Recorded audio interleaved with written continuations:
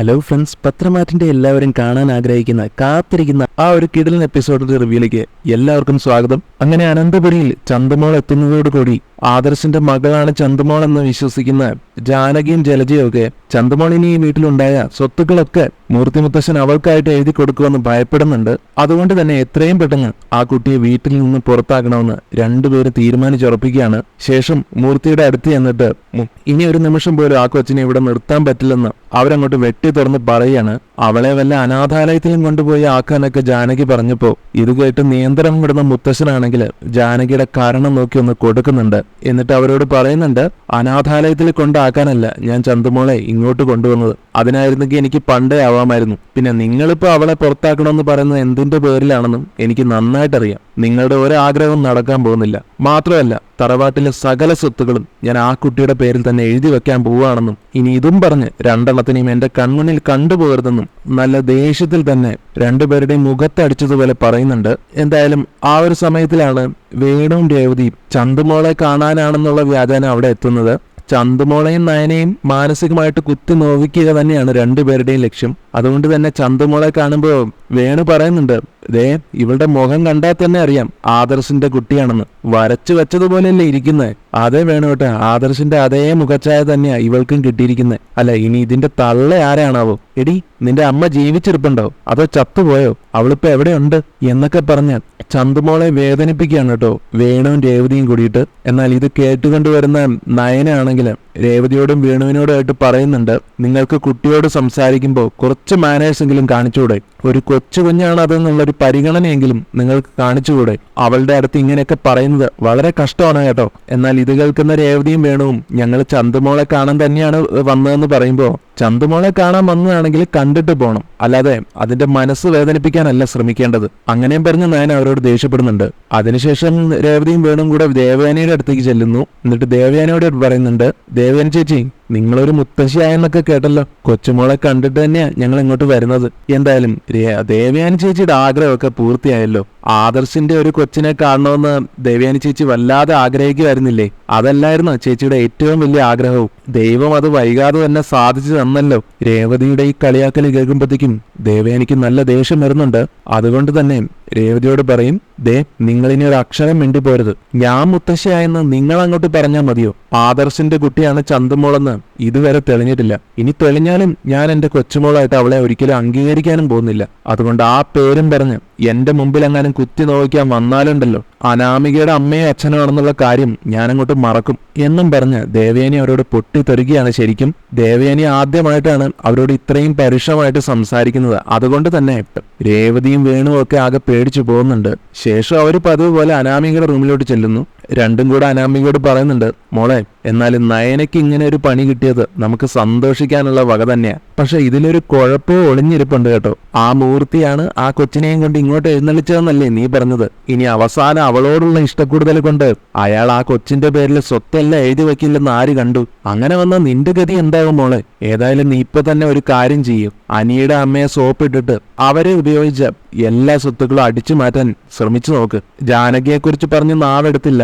അതിനു മുമ്പേ ജാനകി അങ്ങോട്ട് വരുന്നുണ്ട്. എന്നിട്ട് വേണുവിനോട് പറയുകയാണ്, ജാനകി അനാമികയുടെ അച്ഛൻ എന്നോട് ക്ഷമിക്കണം. ആ കൊച്ചിനെ വല്ല അനാഥാലയത്തിലും കൊണ്ടാക്കണമെന്ന് ഞാൻ പറയാൻ പോയതാ. പക്ഷെ എന്റെ കാരണം പൊളിച്ചാണ് അച്ഛൻ എന്നെ തല്ലിയത്. ഇനി സ്വത്തുക്കൾ ചോദിച്ച് ഞാൻ അങ്ങോട്ട് ചെന്നാലും മതി, എന്റെ രണ്ട് കരണത്തും അച്ഛൻ അടിക്കും. അതുകൊണ്ട് എനിക്കിനി തല്ല് കൊള്ളാനൊന്നും വയ്യ എന്ന് പറഞ്ഞ് നിരാശയോടെ നിൽക്കുകയാണ് ജാനകി. അതിനുശേഷം കാണിക്കുന്ന ആദർശം എല്ലാവരുടെ അടുത്ത് വന്നിട്ട് പറയാണ്, ഇനി മുതൽ ഓഫീസ് കാര്യങ്ങളൊക്കെ അനിയും അഭിയും കൂടെ നോക്കട്ടെ എന്നും.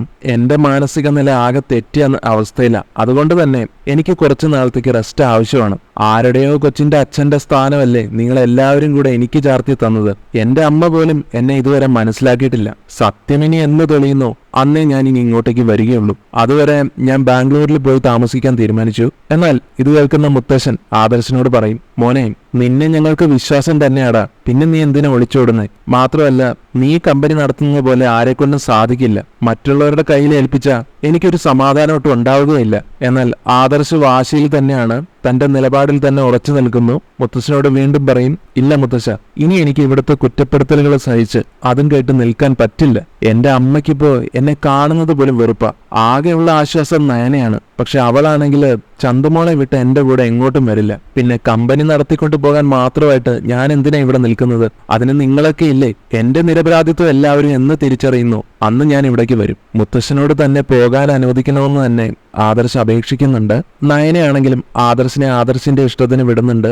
ആദർശിനോട് പറയും, ആദർശേട്ടന് പോകാനാണ് തീരുമാനമെങ്കിൽ അങ്ങനെ തന്നെ നടക്കട്ടെ. പക്ഷെ 2 ദിവസത്തെ സമയം ആദർശേട്ടൻ എനിക്ക് തരണം. അതിനുള്ളിൽ ഈ കാര്യത്തിൽ ഞാൻ തന്നെ ഒരു തീരുമാനം ഉണ്ടാക്കും.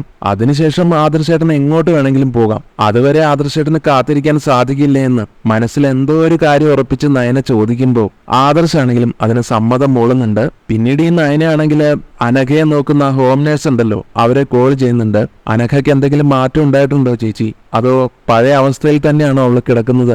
പിന്നെ എന്തെങ്കിലും ചേഞ്ചസ് ഉണ്ടായാൽ എന്നെ വിവരം അറിയിക്കണം കേട്ടോ. അതിന് എത്ര കാശ് വേണമെങ്കിലും ഞാൻ അയച്ചു തന്നോളാമെന്നൊക്കെ ഹോം നേഴ്സിനോടായിട്ട് നയന പറഞ്ഞപ്പോ, എന്ത് മാറ്റം ഉണ്ടായാലും ഞാൻ ആദ്യം മാഡത്തിനെ ആയിരിക്കും അറിയിക്കാൻ പോകുന്നത്. മാഡം എനിക്ക് കാശ് തരുന്നതിനുള്ള നന്ദിയൊക്കെ ഞാൻ എന്തായാലും തിരിച്ചും കാണിച്ചിരിക്കുമെന്ന് ഹോം നേഴ്സ് നയനയ്ക്ക് വാക്ക് കൊടുക്കുന്നുണ്ട്. നയന അവരോട് ഫോണിൽ സംസാരിക്കുന്ന ഈ സമയത്ത് തന്നെയാണ് അനാമിക നയനയുടെ അടുത്തേക്ക് വന്നിട്ട്, നീ ആരോടാടി ഫോണിൽ സംസാരിക്കുന്നത്? ആദർശേട്ടനെ പോലെ ഇനി നിനക്കും നമ്മളാരും അറിയാതെ വല്ല കുട്ടിയും ഉണ്ടോ? ആ കുഞ്ഞും ഇനി നാളെ അനന്തപുരിയിലേക്ക് കയറി വരില്ലെന്ന് ആര് കണ്ടു എന്നൊക്കെ നയനയോട് സംസാരിക്കുമ്പോ നയന പിന്നെ ഒന്നും നോക്കിയില്ല. ഇവളോട് പറഞ്ഞു തന്നിട്ട് ഒരു കാര്യമില്ല. ഉടനെ തന്നെ അനാമികയുടെ കാരണത്തൊന്ന് പൊട്ടിക്കുകയാണ് കേട്ടോ.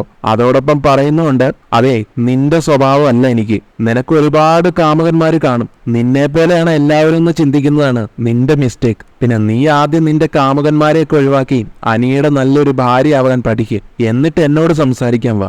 എനിക്ക് ഇഷ്ടമുള്ളവരെ ഞാൻ ഫോൺ ചെയ്യും. അത് ചോദിക്കാൻ നീ ആരാടി? പിന്നെ എന്റെ മുറിയിൽ വന്ന് ഒളിഞ്ഞു നിന്ന് കേൾക്കുന്ന ഈ സ്വഭാവം ഉണ്ടല്ലോ, അതും വേഗം നിർത്താൻ നോക്ക്. ഏതായാലും നയന ഈ രീതിയിൽ പ്രതികരിക്കുമെന്ന് അനാമികയും ചിന്തിച്ചില്ല. ആകെ ചമ്മി വെളറി വെളുത്ത് നിൽക്കാനേ അനാമികയ്ക്ക് സാധിക്കുന്നുള്ളൂ. അതിനെല്ലാം ശേഷം നയനയ്ക്ക് അനഘയുടെ ഹോം നേഴ്സിന്റെ കോള് വരുന്നുണ്ട്. എത്രയും പെട്ടെന്ന് നയനയോട് അനഘയുടെ അടുത്തേക്ക് വരാൻ ആവശ്യപ്പെടുകയാണ് ആ സ്ത്രീ. നയനയാണെങ്കിലും അത് കേട്ട് വെപ്രാളത്തില് അവിടേക്ക് ഓടി ചെല്ലുന്നുണ്ട്. എന്നിട്ട് എന്തിനാ എന്നോട് വരാൻ പറഞ്ഞെന്നും അനഘയ്ക്ക് പെട്ടെന്ന് എന്തെങ്കിലും പ്രശ്നം ഉണ്ടായോ എന്നൊക്കെ ചോദിക്കുമ്പോ, പ്രശ്നമൊന്നുമില്ല മാഡം, പക്ഷേ അനഘ കുഞ്ഞ് ചെറുതായിട്ടൊന്ന് കൈ അനക്കിയിട്ടുണ്ട്. അതൊരു നല്ല മാറ്റം തന്നെയാണല്ലോ. അതാണ് ഞാൻ മാഡത്തിനോട് വരാൻ പറഞ്ഞത്. നയനയാണെങ്കിലും അനഘയെ നോക്കുന്ന സമയത്ത് അനഘയുടെ കൈ ചെറുതായിട്ട് അനങ്ങുന്നതായിട്ട് കാണുന്നുണ്ട്. അങ്ങനെ നയനയുണ്ടല്ലോ, നയനയ്ക്ക് ഒരു ഐഡിയ തോന്നുകയാണ്. അനഘയോട് ആവശ്യപ്പെടുകയാണ്, നിന്റെ കൈ വെച്ചിട്ട് ചന്തുമോളുടെ അച്ഛൻ ആരാണെന്നൊന്ന് എഴുതാൻ ശ്രമിക്കാമോ എന്ന്. നിനക്കറിയുമോ അനഘെ, അതിന്റെ പേരിൽ ഇല്ലാത്ത പ്രശ്നങ്ങളില്ല ഇപ്പൊ അനന്തപുരിയില്. നിനക്കും ചന്തുമോൾക്കും ഒരു കുഴപ്പവും വരാതെ ഞാൻ നോക്കിക്കോളാം. നീ സത്യം മാത്രമേ പറയാൻ പാടൂ. നീ പറ, എന്റെ ആദർശേട്ടനാണോ ചന്തുമോളുടെ ഡാഡി? ദാ ഈ പേപ്പർ നീ പിടിക്ക്, എന്നിട്ട് ഇതിലൊന്ന് എഴുതി കാണിച്ചേ. അങ്ങനെയും പറഞ്ഞ് നയന അവളുടെ കയ്യിൽ പേന കൊടുക്കുകയാണ്.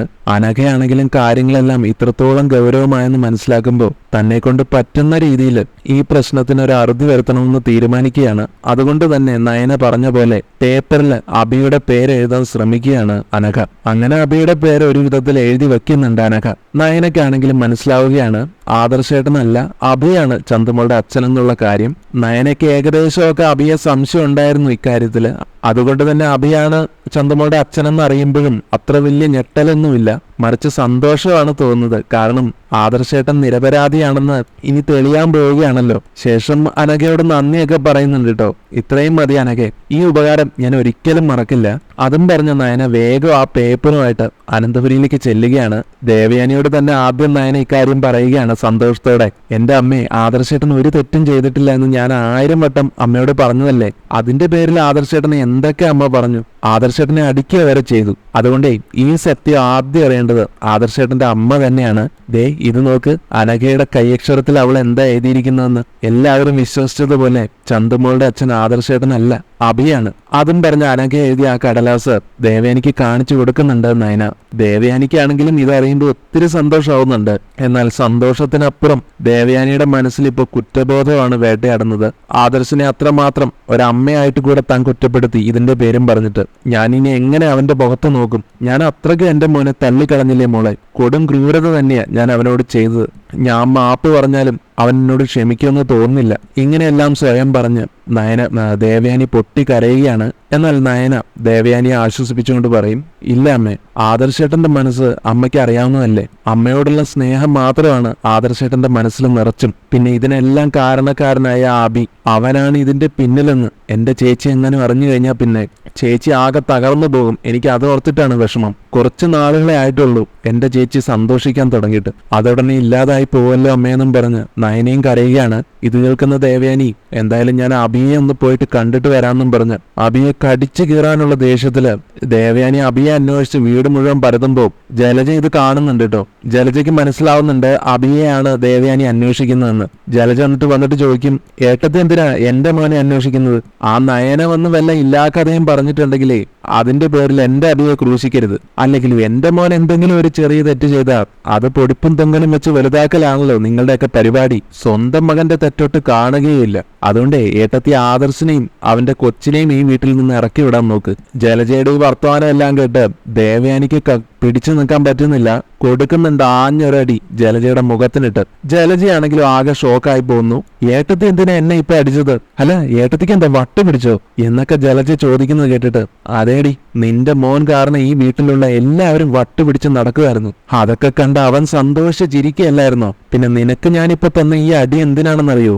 നിന്റെ പുന്നാര മോനുള്ളതാ. അവനെ കാണാത്തതുകൊണ്ട് അത് നിനക്ക് തന്നേ ഉള്ളൂ. നീ ആദ്യം നിന്റെ മക്കളെ വാർത്താൻ പഠിപ്പിക്കടി ജലജെ. ചന്തമോളുടെ അച്ഛൻ ആരാണെന്നാ നീ ഇപ്പോഴും പറയുന്നത്? എന്റെ മകൻ ആദർശോ?